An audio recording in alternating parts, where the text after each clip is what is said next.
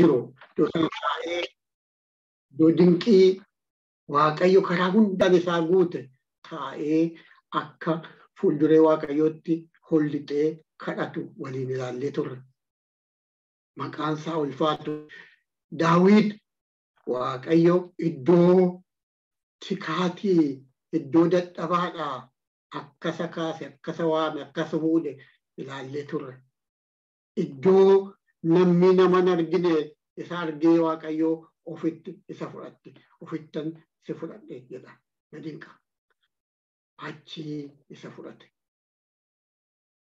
Yaabboloota koo iddoo namni nama hin argine. Faarfannaa isa karaan hin baane jedhu kana isa amma waa'eedhuma sagalee kana irratti faarfatame yeroo ilaalu karaan hin baane maali?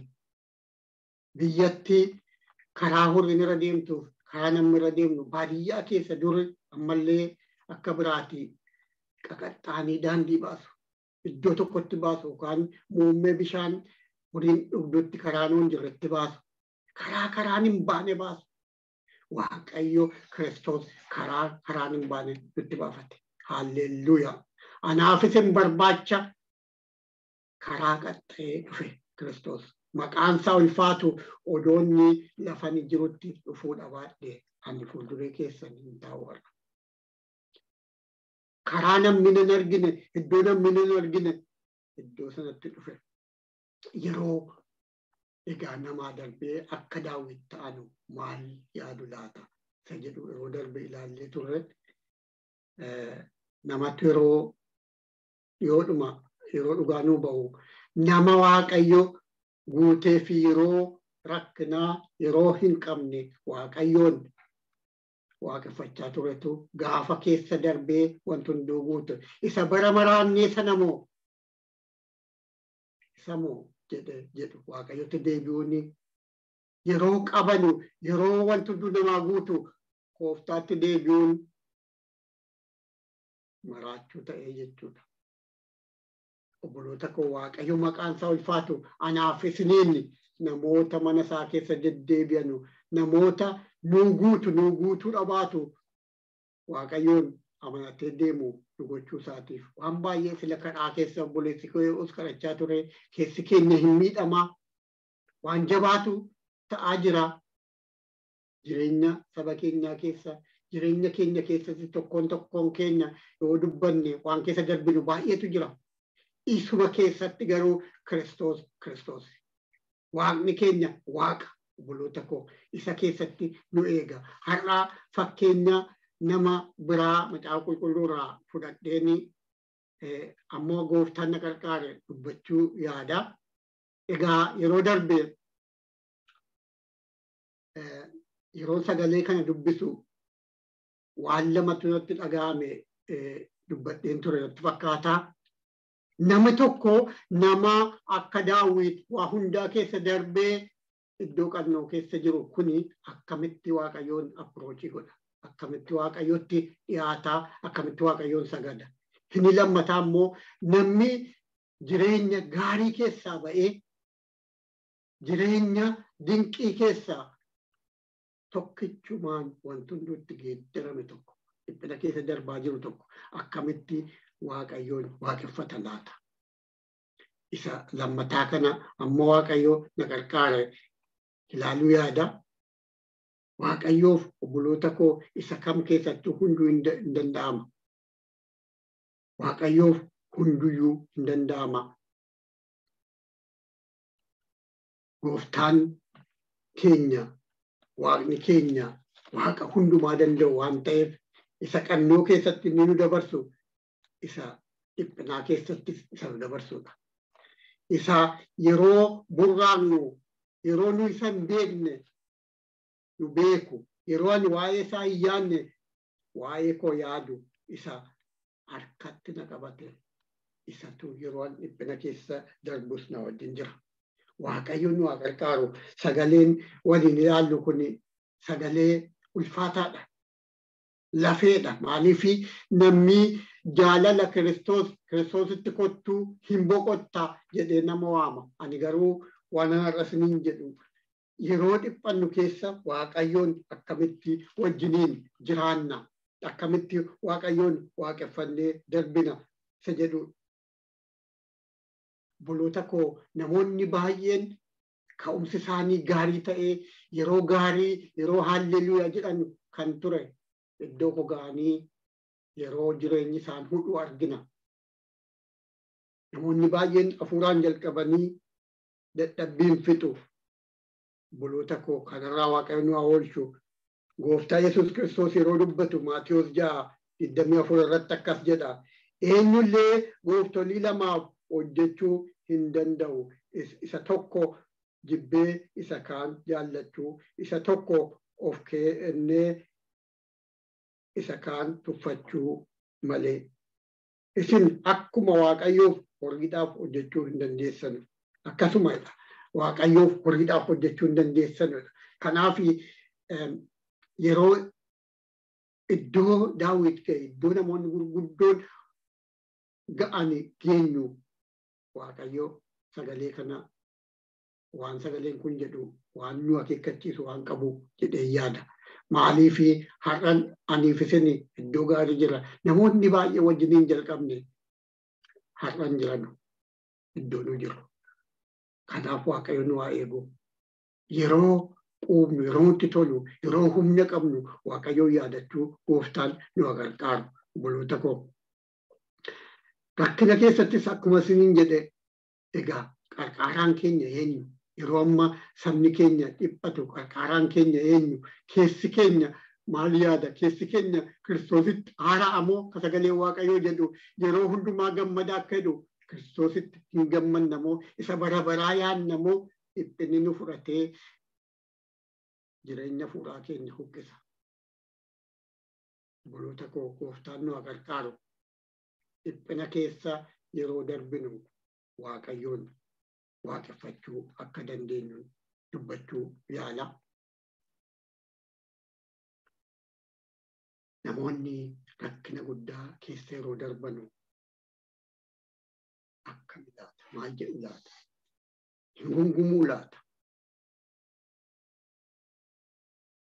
Maal godhu laata? Akka nama gooftaa beekutti. Akkuma biyya lafaa dubbatuu laata? Dukkana guddaa keessa yeroo darbamu maaltu jedhama laata?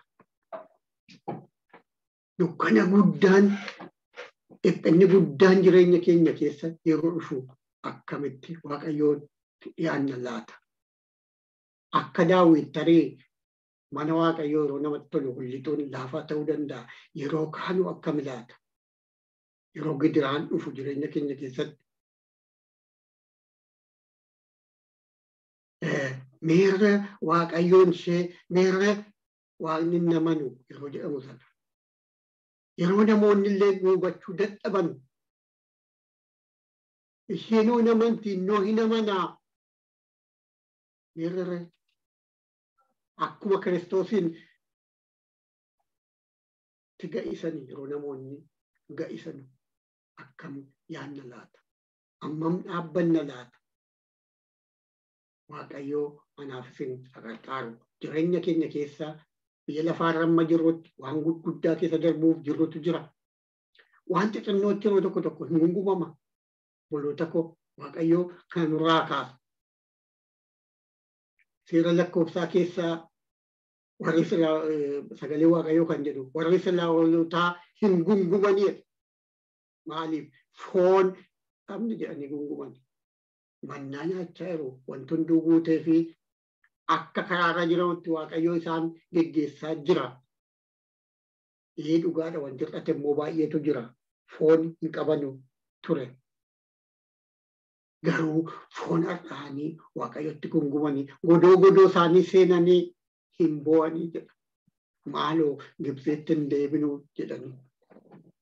Gungummii akkanarraa Waaqayyo nu haa eegu. Yeroo dadhabnu yeroo rakkannu isa biyya lafaa waan nu hawwisiisu gurraa Waaqayyoo qabu. Abaloo akka kana jiraata hinnoo hin amanu. Isaafoo darbeera jennee akka hin laalle Waaqayyo anaaf isin gargaaru. Yeroo baay'ee sagalee Waaqayyoo keessa taa'een of ilaala. namoota gurguddoo waaqayyoo ilaaltan Iyyoobiin ilaalaa. Waa'ee Iyyoobiin xiqqoo dubbadhaarra. Iyyoobiin ilaalaa obboloota koo. Gidiraa inni keessa ture. Gidiraa dura immoo waa inni keessa ture. Yeroo gidiraas yeroo qannoosaas akkamitti waaqayyoo wajjin deemaa akka ture. Amantiin Iyyoob gaafa badhaadhumasaaf gaafa dadhabbiisaa waan geeddarame natti fakkaata. Kanaaf waaqayyo dhugaa ba'aaf. Waaqayyo nama dhugaa ba'eef tokko Iyyoobi kan akkasaa biyya lafaarra hin jiru jedhee bara sana keessa waaqayyo kan dubbate. Namni tokko immoo Daawit isuma fila fakkeenya isaa yeroo darbe filaallee ture. Waaqayyo isaafis dhugaa dinqii dhabe. Kan akka garaa kootii ta'e jedhee Daawit jiraatee akka darbe sagalee waaqayyoo hin dubbata. Namoonni kun namoota dhiphinas qannoo keessattis waaqayyoo waaqeffatanii.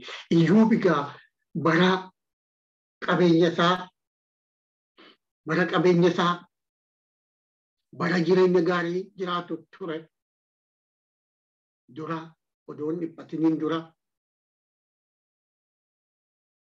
jireenyi isaas immoo waaqayyo kan akkasaa hin jiru kan jedhameefi nan dubbisaa macaafa Iyyoob boqonnaa 1 waaqayyo nama dhugaa ba'eef tokko nama waaqayyo akkuma Daawitiif dhugaa ba'eef tokko isa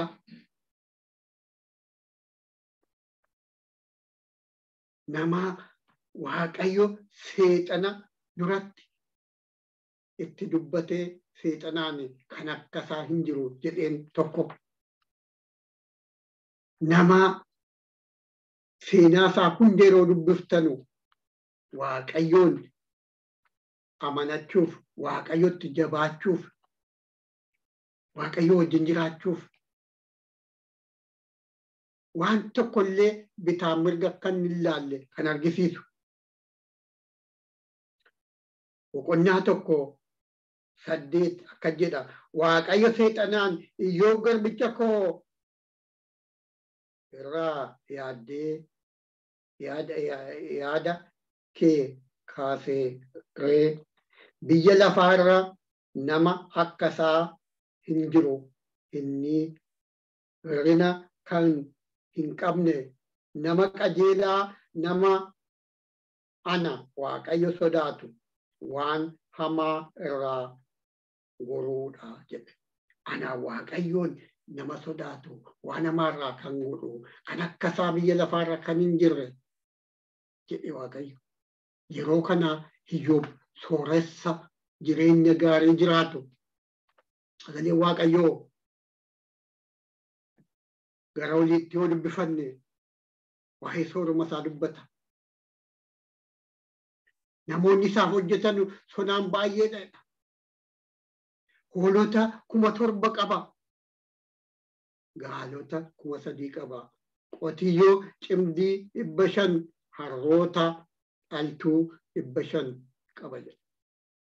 Bara kanallee olaalle sooressa akkamiiti jechuudha. Isa miliyooner waan akkanaa caalaa jechuudha. Bara sana kana hunda qaba. Dhageettis aboos qaba. Yoo Iyyoob 29 keessa dhannee dubbifne Iyyoob barcuma koo alanga dibaasee taa'u yeroon jedhee dubbata. Yeroon namoota duratti dubbadhu jedhee waa'ee ofii dubbata. Namoota gara dhiyaa jiran keessaa gara ba'aa jiran keessaa kan akkasaa akka hin jirre guddaan akkasaa akka hin jirre ba'a biiftuu warra jiran keessaa jedha sagalee waaqayyoo. Obboloota koo namni kun garuu akka kana ta'ee namoota mana keessa jiran amma kana geggeessee obboloota koo maatii tokkollee yoo geggeessinu namni mudaa godhata ta'a. Amma kana geggeessee amni kun jala isaatti bulee Iyyoob nama waaqayyo itti gammade.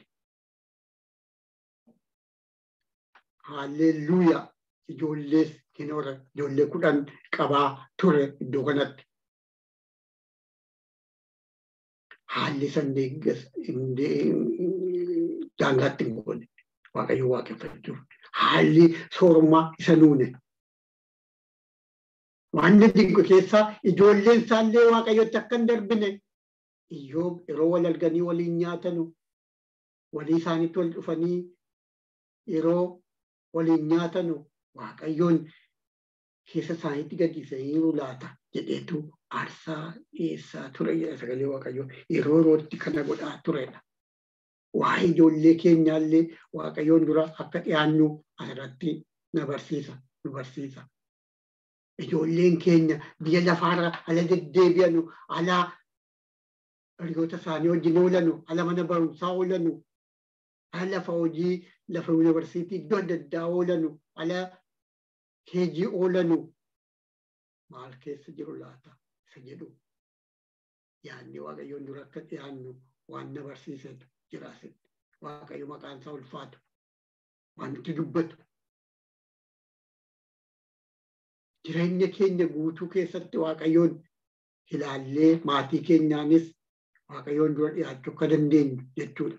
Waan ijoollee keenyaas akka nu qabu jechuudha. Waan hundumaa keessatti waaqayyoon dura buusu. Egaa yeroo kun hunduu darbee immoo rakkinni sarara ga'e ijoolleen 10 guyyaa tokkotti qabeenyi kun hundi an sila isinii himu hundi guyyaa tokkotti barbadaa'e. Iyyoob gungumee laata. Waaqayyotti gungumee laata. Gungumellee isarraa hin bareeda waan jedhanuudha akka namaatti hin gungumee laata. Maal godhe laata. Waaqayyo irratti ka'ee laata. Akkuma namoonni isallee gorsani waaqayyo irratti nama gahiisuudha laata. Amantii isaa hin dhiisee deebi'ee laata. Maal waaqayyo kun tuusa waaqeffadhu tuusa wajjin deemuu akkamitti akkas na godha jedhee amantii isaa irraa deebi'ee laata. Iyyoob boqonnaa 20 akkas jedha. Kanarratti erga kun hundi rakkinni irra ga'ee booda jechuudha. Kanarratti Iyyoob lafaa ka'ee gaddarraa kan ka'es uffata isaa tarsaasee mataa isaas haaddatee lafatti gadi gombifamee sagade. Achuwaanis qullaa koo garaa haadha kootii ba'ee qullaa koos biyyootti nan deebi'a. Waaqayyotu kenne waaqayyotu fudhate maqaan waaqayyoo kan eebbifame haa ta'u. Gadi kufee sagadedha. Kun ispiritii addaa waaqayyo namaa godhe malee waan laayyoo miti. Ijoollee 7 ijoollee 10 himnaan ijoollee tokko namni tokko mana keessaa waa ta'e horiin kun badee hiyyumatti seename ta'ee maal akka ta'u hin beeku. Maal akka ta'u hin beeku. Namni akka Iyyoob iddoo Iyyoob haala kana keessatti jiru hin maraata. Yookaanis tookiidhaan achitti hafa. Lapheensaa dha'ame. Yeroo ergamoon adda addaa hojjetoonni adda addaa ana duwwaatu hafee dhufee wanti hunduu hin dhume. Ana duwwaatu akkan sitti muuf dhufe jedhanitti dubbatan dhufanii tokko itti dubbachaa turan. Buloota koo waaqayyoon waa gargaara. Waan jabaadha kun. Waan jabaadha wantoonni ammas ni dubbisuu yaadu. Ulfaataadha. Garuu ispiritii waaqayyo hafuura waaqayyoon Iyyoob kana danda'eera. Iyyoob murteeffatee deemeera. Iddoo kanatti yeroo ilaalu qullaa koo dhufee jedha.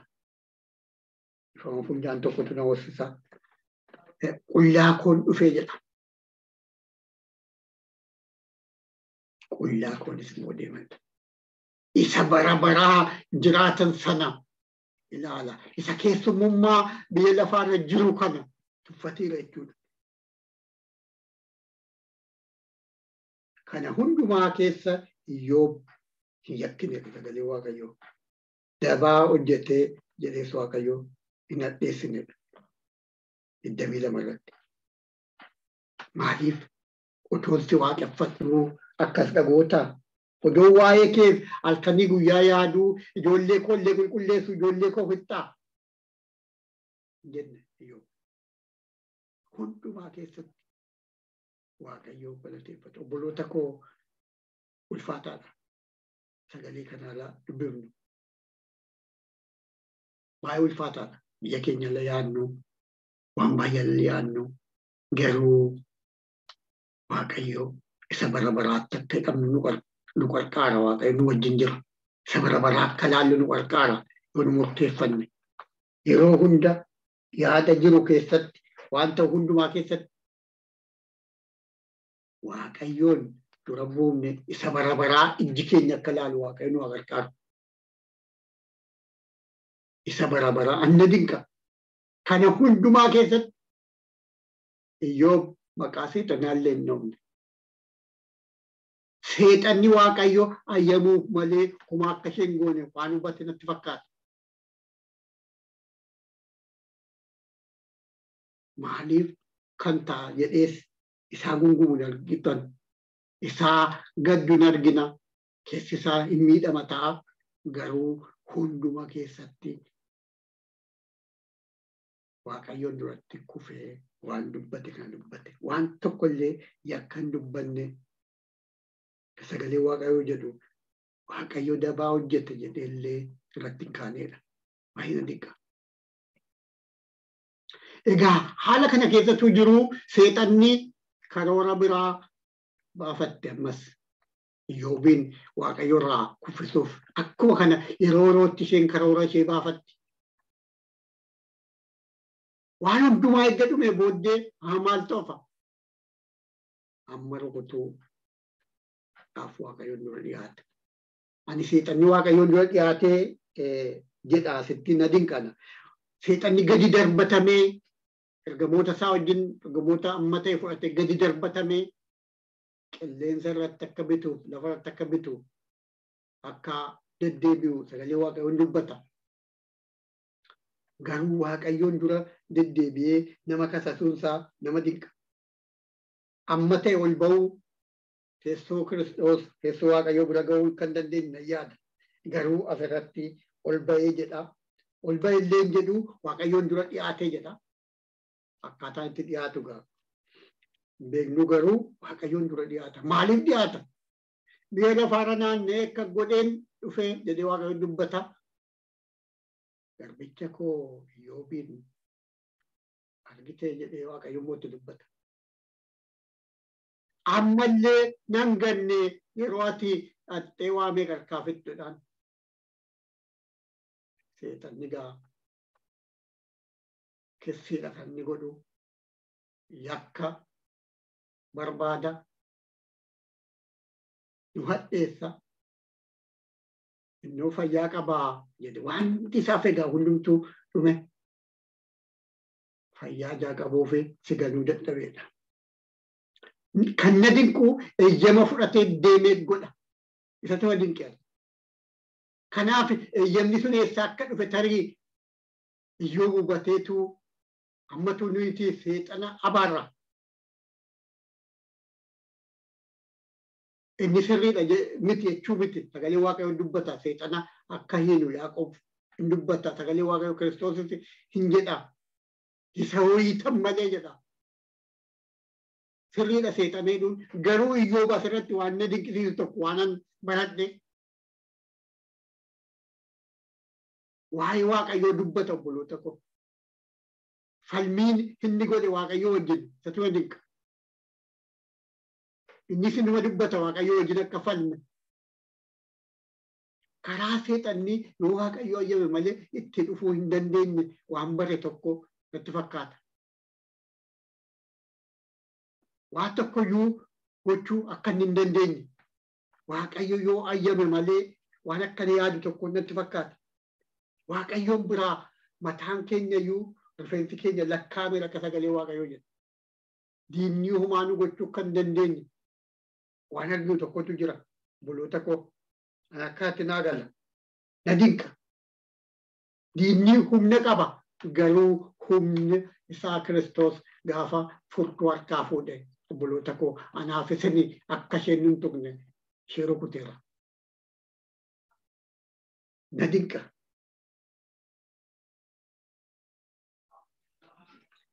waaqayyoo maqaan isaa kan ulfaate ta'u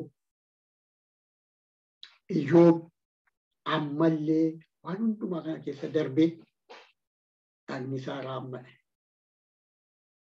Yeroo kute seexanni lubbuu isaarraa kan hafe kan biraa waaqayyoon ayyameef hin dhufe seexan. Yeroo kute ammas Iyyoob waaqayyoo isaa qabatee taa'e. Ammas malatti barbaade miti. Egaa waaqayyoo na ganeera, na dideera jedhee yaade miti. Waaqayyo irratti hamaa hin goone. Yeroo haala isaa keessatti yeroo yaadu iddoo baay'ee dhaqa namni. Innumti amanu hin qorama. Falatti barbaada ta'a. Buloota koo yoo waaqayyo nama qarqaara malee hin danda'amu. Yoo waaqayyo ayyaana isaanii baay'ise malee hin danda'amu. Sagalee waaqayyoo keessaa nama yeroo dhukkubsate waaqayyoon dhiisee waaqa biraa barbaaduu dhaqe tokkotu jira fayyuudhaaf. Waa'ee fayyina isaa gaafachuuf mootota lammaffaa macaafa lammaffaa tokko irraa akkas jedha. Boqonnaa tokko lakkoofsa lamaa jalqabee yeroo sanatti Aziyaasiin mana isaa Samaaraa keessa ulaa kutaa manichaa isa ol aanu keessa ba'ee waan kufeef miidhamee hin ciisa ture. Inni kana irratti dhaqaatii dhukkuba kanaatti nan fayya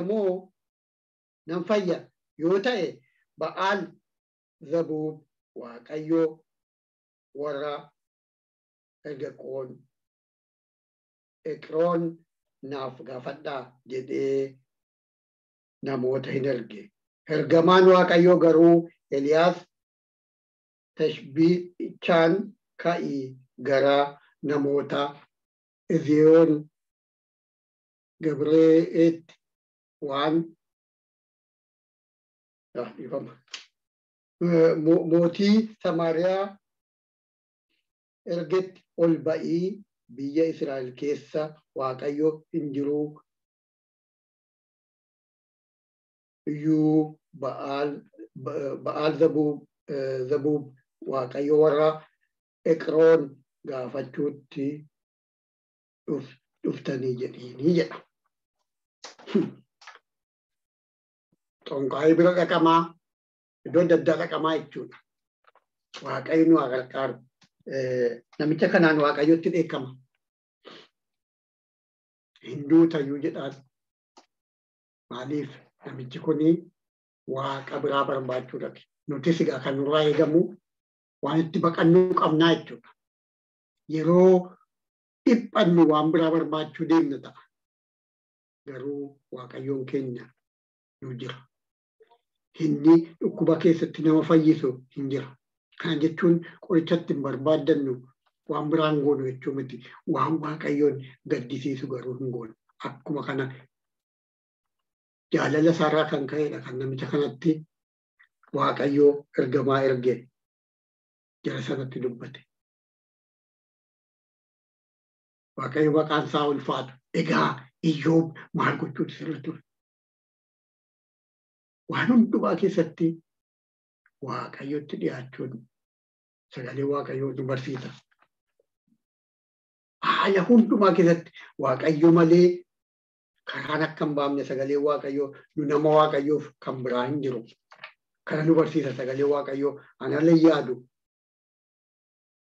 Filiphos jaarraa sagalee waaqayyoo akka jedhe waan hundumaatti kadhataaf himataan galataa wajjin wanta isin barbaachisu waaqayyoon duratti akka beekamu godhaa malee waan tokkotti yaaddoo hin qabaatinaadha. Kana jechuun maal jechuudha? Wanti nama yaaddessu hin jiru, wanti nama dhiphisu hin jiru jechuu miti. Garuu waaqayyotti dhiyeessadha. Waan hundumaan jedhu anaaf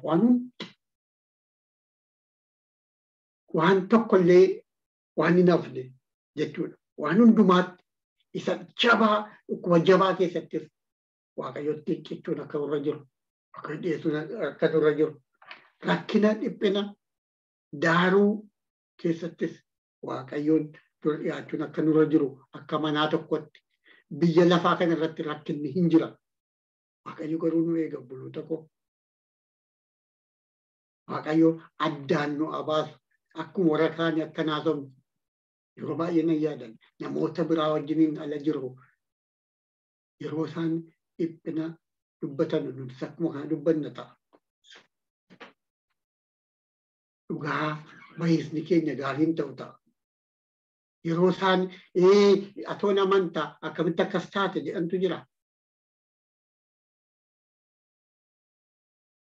Jireenya keenya keessatti waan baay'eetu jira obboloota koo. Hundi keenya waan dubbannu qabna ta'a. Yeroo namni waan akkana dubbatu rakkina keessa darbinu.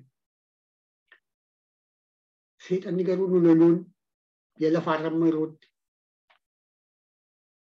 waan jirudha. Amma ta'e saammata. Seexanni ofii isaatii mana waaqayyoo keessaa darbatamee ba'ee Addaamiin mana waaqayyoo irraa baase.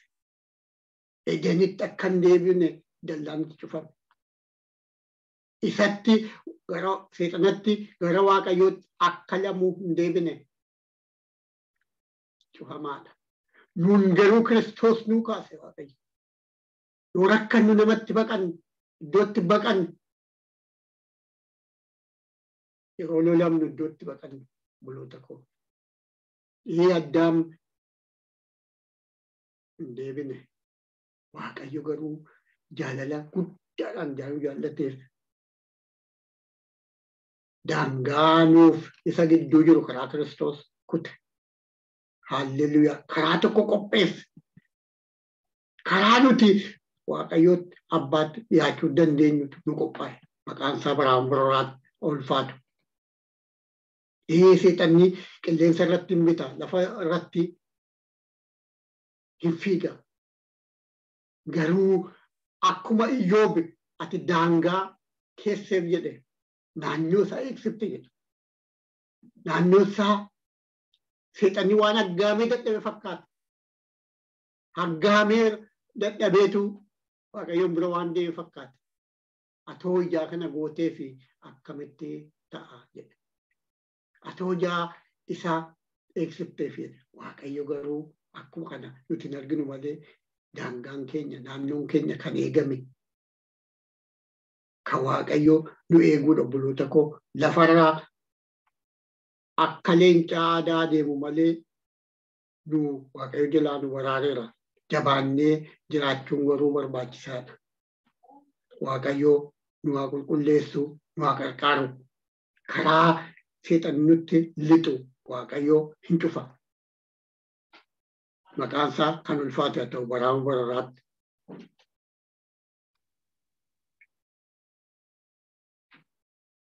Waan hundumaa keessatti deddeebii keenya keessatti yeroo baay'ee kan nu jajjabaachuu dandeenyu ani yaadu isa bara baraa kana isa biyya lafaa wajjin ala walitti finnee madaallu amma minni biyya lafaa xinnoo akka ta'e waggaan nu jiraannu muraasaa isa bara baraa wajjiniin jireenyi dinqiini laftitti dhukkubsatanne laftitti rakkanne laftitti madoomne keessi keenya akka madaa obboleessi koosla yeroo kadhatu jedhaa ture lafti nutti wanti nu quuqu hin jirre isa sanaa wajjin wal bira qabnee yeroo madaallu dinqiidha.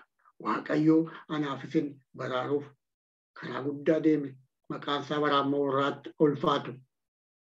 Macaafa Ermiyaas keessaa iddoo tokkoon dubbisa. Waaqayyo keenya jaalala nuti nu jaallate.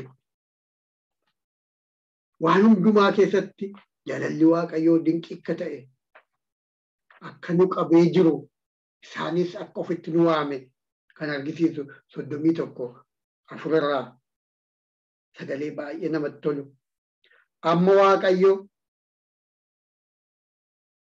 fagootti natti mul'atee saba kanaan ani jaalala bara baraatiin si jaalladheeraa kanaafan gaarummaa kootiin ofitti si dhiyeesse nuti itti fagaannee turre isatu ofitti nu dhiyeesse karaa biraan qabnu turre utuu inni ofitti nu dhiyeessine. Haalleluuyaa. Ijaan jaalala bara baraatiin si jaalladheefan ofitti si dhiyeesse. Cubbuudhaallee turre Addaamii wajjin gaafa Addaam Eden jiru wajjin turre. Gaafa Addaam darbatamu wajjiniin baane cubbuu sana dhaalle jechuudha. Garuu Waaqayyo jaalala bara baraatiin nu jaallate achi waamee ofitti nu fudhate. Akkuma Daawit utuu ati tikaa jirtu lafa tikaa jirtuun si fudhadhe jedhu na dinqa ofitti nu fudhate. Daangaa seexanni gidduu keenyaaf Waaqayyoof kaa'uu yaale sana isa cabse gooftaan keenya. Egaa obboloota koo yeroo haala Iyyoobitti qorame yeroo ilaalu ani hin beeku namni akka Iyyoob qoramee dhaabbachuu danda'u. Dhugumaan yeroo qorumsaa keessa Waaqayyotti hidhamne akka jiraannu Waaqayyoon kadhachuun Waaqayyotti jabaachuu wal qarqaaruun gaariidha. Walii keenya walii kadhachuun gaariidha. Wal jajjabeessuun gaariidha. Murtoo Iyyoob qabaachaa ture qabaachuu akka dandeenyu waliin kadhachuun gaariidha. Abboommii Waaqayyoo eegnee yoo tokko tokkoon abboommii akka kakuu moofaatti hin jiraanne Waaqayyoon jaalala sanatti qabamanii jiraachuun barbaachisaadha. Maqaan isaa kan ulfaate haa ta'u. Walii keenya wal jajjabeessuun yeroo baay'ee waan nu hanqatu natti fakkaata. Yoo tokko tokko walii hubannu ta'a. Iyyoobiin namoonni isa hubanne baay'ee dinqa. Iyyoob 15 boqonnaa 15 irra isa waan Iyyoob jedhu tokkotu na dinqa.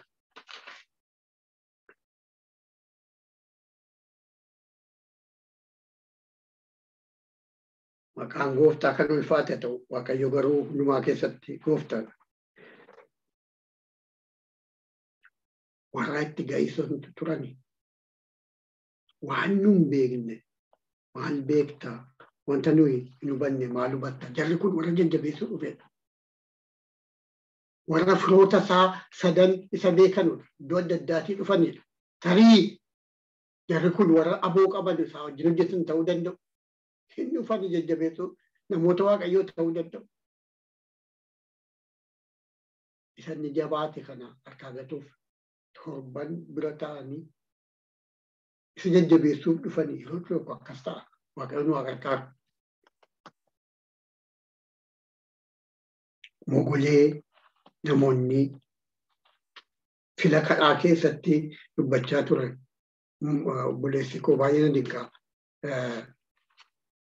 Kadhaa keessatti kadhachaa turan. Madaa tuttuqanii madaan fayyisanii. Madaa tuttuqanii ittuu madeessuun hin ta'a. Gooftaan nu haa gargaaru. Isa kana akka hin goone akka wal jajjabeessinu. Boqonnaa 16 irratti ani dubbii akkasii baay'ee dhagaheera. Isin hundumti keessan jajjabeessitoota rakkina dabaltaniidha jedha. Isa obboleessi koo sila kadhateedha. Madaa bal'istu.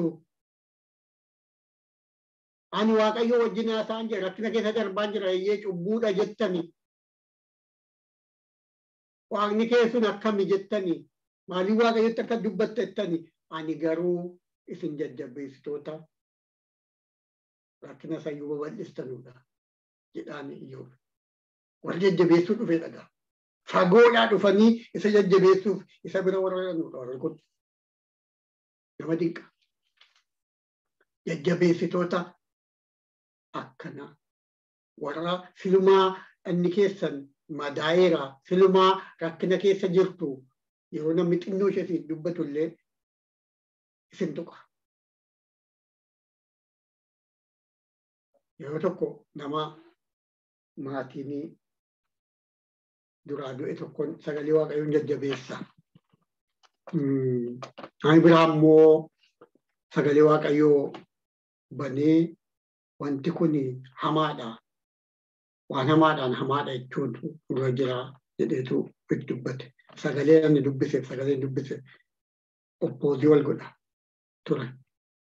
Yaadadhaa yeroo tokko akkas ta'a.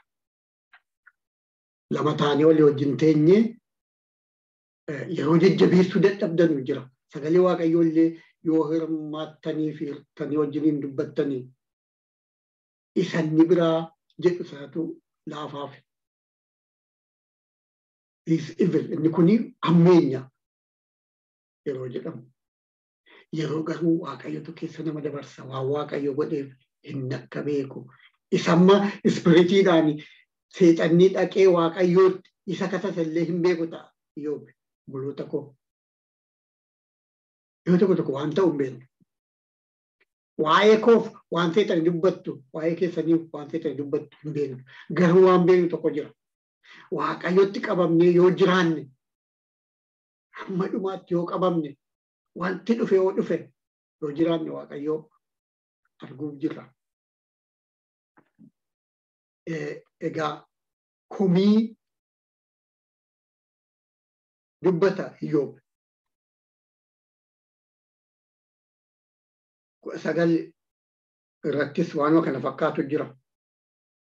Hamma yoomiitti lubbuu koo dhiphiftu, amma yoomiittis dubbiidhaan lafee koo cabsitu. Isin deddeebitanii na arrabsitanii isa dabaa anarratti hojjechuufis yeellaaneedhaan lakkoofsa 2-3 dubbise. Jarri kuni tarii isaan isuma garaa isaaniitti jajjabeessuudhaaf dhufan. Jajjabeessuudhaaf dhufan waan biraa miti. Waan biraa yaadanii dhufan natti hin fakkaatu. Garuu waan isaan dubbatantu cubbuudhumatu jirti malee waa malee miti waan jedhan tokko qabu. Waa malee miti kana akka rukutamtu waan jedhan tokko qabu. Kanaaf waaqayyo nu gargaaru akkaataatti nama wajjiniin yeroo deddeebinu wal jajjabeessinu illee waaqayyo nu barsiisu. Sila sagalee waaqayyo nu dubbatame keessatti ijoolleen keessirraa baratu kan jedhu dhaggeeffanne. Waaqayyo irraa barannu waaqayyo nu gargaaru. Deddeebii hundumaa keessatti waaqayyo amanamaadha obboloota koo. Iyyoob 19:3 jalqabee firoonni hunduu akka irraa fagaatanii haala inni keessa jiru kanatti namni illee itti dhiyaachuu kan hin dandeenye. Sagalee waaqayyoo gara boodaatti hin dubbata akka jarri dhufanii isa jajjabeessanii booddee waaqayyoo hundumarraa kaasee booda kennaallee fidan hin dubbata. Garuu asitti maal jedhaa? Inni obboloota koo anatti fageesse warra ana beekanis orma akka anatti ta'an godhe. Aantiin koo aantii anatti citaniiru. Firoonni koo warri anatti dhiyaatanis narraa fagaataniiru. Ulfaata. Narraa fagaataniiru. Warri ani mana kootti keessummeesse narraa irraanfataniiru. Xomboronni koos akka ormaatti na ilaalaniiru. Isaan birattis alagaa ta'ee ani hojjetaa koo na waama. Inni garuu na jalaa hin dide. Afaan baasee isa kadhachuun na barbaachise. Hafuurri koo haadha manaa kootti hin xiraa'e. Obbolaan koos narraa hin baqatani. Ijoolleen illee ana tuffatu. Yemmuun ka'u waan ana irratti hin dubbatu.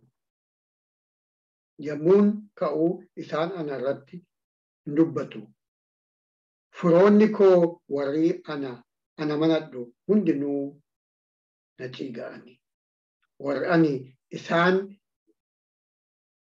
jaalladhus anarraa hin ka'ani. Baay'ee namatti ulfaata.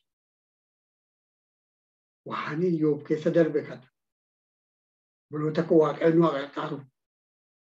Iddootti kophaa keenya dhaabbannu jira jechuudha. Iyyoob yeroo kana yaalu waan cinca'e waan namni isaa tottore waan akkanaa tokko yaada. Na ciiga'aniidha. Ati manaallee Waaqayyoon akka inni rabsee du'u barbaadde. Wanti hunduu ta'uu dide jechuudha. Yeroo kana namni Waaqayyoon qabatee jiraatu nama akkamiiti? Yeroo namni hunduu namarraa fagaatu. Uma xinnoof illee namni namarraa fagaatu. Obboleessa tokkotti yeroo tokko waan tokko natti hima. Bara kana keessa moobaayilii isaa irratti wanti tokko ta'e inni hin beeku. Poolisiin mana dhufee. Poolisiin mana dhufeetu moobaayilii kan fuudhee waan hunda sakatta'ee waldaa keessa tajaajilaa. Amma booddee warri hundumtu namarraa baqatee. Hundumtu warri tajaajiltoota irraan dhaabsanii waa meeqa godhan. Ji'a meeqa booddee poolisiin dhufee moobaayilii deebisee dhiifama isa gaafata. Wanti isaa akka sirrii hin taane itti dubbate. Yeroo tokko tokko seexannii waan nu kasasuuf sobaan yeroo isin nu kasattu yeroo kophaa dhaabbannu hin dhalata jechuudha. Yoo namni namarraa fagaattu hin dhalata jechuudha. Isa akka namicha kanaa akka Iyyoob madaa'uu utuu hin ta'in akkaataatti diinni sobaan nama kasastudha. Kana jechuun maali? Yeroo tokko tokko baay'ee of eeggannoo akka barbaachisuun arga. Namootuma tajaajilan kana yeroo tokko tokko karaa isaan deemantu isaan xureessa. Yeroo tokko tokko immoo diinni sobaan nama xureessiti. Yeroo sana addaan baafachuu Waaqayyo nu gargaaru. Yeroo huleen nutti guuramu hin jira. Obboleessi kun maal jedhaa? Nama isaa wajjin dhaabbate tokko naa hime. Nama hunduraa fagaate jechuudha. Namanni yeroo roon dhaqee wajjin kadhatu waliin jilbeeffatu. Maaliif nama tokko immoo Waaqayyo kaasaa jechuudha. Nama waa hubatu. Waaqayyo nu gargaaru obboloota koo. Kanaaf Waaqayyo namoota sadan isaa irratti dubbatan kana bukkeetti namni biraa hin dubbate Iyyoobiini. Maaliif Iyyoob irratti dubbattan namni jedhu jechuudha. Obboloota koo akka Waaqayyo ilaalutti ilaaluu akka dandeenyu nu gargaaru. Waa hundumaa keessatti. Waa hundumaa keessatti Gooftaa wajjin deemuu akka dandeenyu. Isa qannoo keessatti akkuma yeroo darbe ilaalle Gooftaa wajjin deemuun tarii laafaa ta'a. Isa yoo Waaqayyo nu gargaara obboloota koo. Gara xumuraatti hin deema.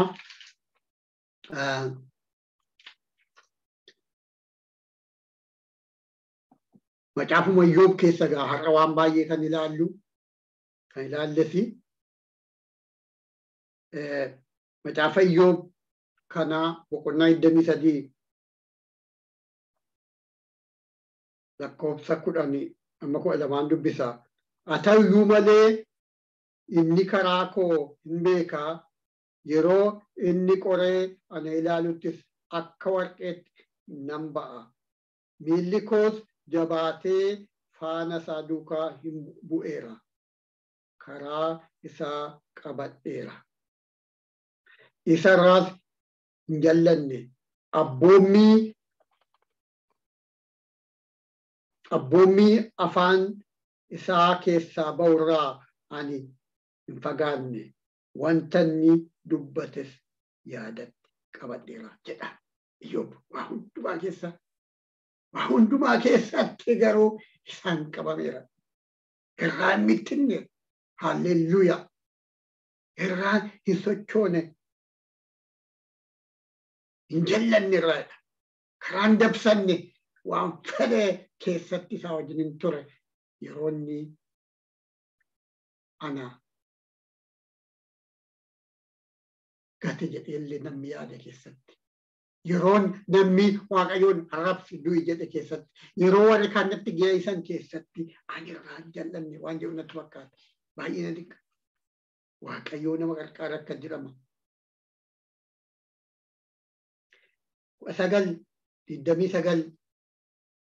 9:26 dubbiseen xumuraa. Gogaan dhagna kootii anarraa qunca'ee foonis dhagna koorraa hin jiru. Yoo ta'e iyyuu ani Waaqayyoon arguuf jiradha. Waan fedhe yoo ta'e iyyuu inni finna irratti argitan kun tottoreera yoo ta'e iyyuu ani garuu Waaqayyoon arguuf hin jiradha. Baay'ee na dinqa. Kana yoo Waaqayyoon na gargaaredha. Buloota koo egaa seenaa kana keessatti yeroo Iyyoob Waaqayyo deebi'ee isa ijaaru caalaatti isa ijaaru argitu ijoollotas akkuma dhabe sana akka argate Waaqayyoon dubbata. Garuu seenaa lamman kana tokko kan Daawit nama dinqu tokko immoo kan amma dhageenye kan Iyyoob haala hundisu egaa saatiin keenyas deebiraa anis kan irratti dhaabaa Waaqayyoo isa dhageenye nuuf eebbisu dhugumaan sagalee jabaa ofuma kootiif natti jabaatan isinii dubbisee Waaqayyo garuu haala hundumaa keessatti qabamnee akka jiraannu nu gargaaru hafuura Waaqayyootiin malee hin danda'amu obboloota koo kana keessa darbuun haala biyyaas haala maaliis haala tokkoon keenya yaannu Waaqayyo ija keenya fannoo Kiristoositti akka jedhamu nu gargaaru wanti nama mucaachisu baay'eetu jira eebbifamaa gooftaa isinii wajjin ta'u